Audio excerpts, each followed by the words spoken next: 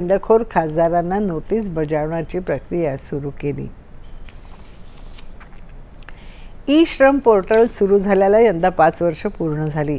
या काळात हे पोर्टल भारतातल्या असंघटित कामगारांना सामाजिक सुरक्षा, कल्याणकारी आणि रोजगाराशी संबंधित सेवा पुरवण्यासाठी एक महत्त्वाचा डिजिटल मंच म्हणून समोर आला आहे.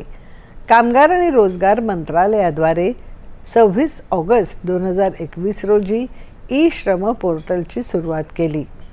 पोर्टलवर 18 ऑगस्ट 2026 पर्यंत 31,89,00,000 कामगारांची नोंदणी झाली आहे.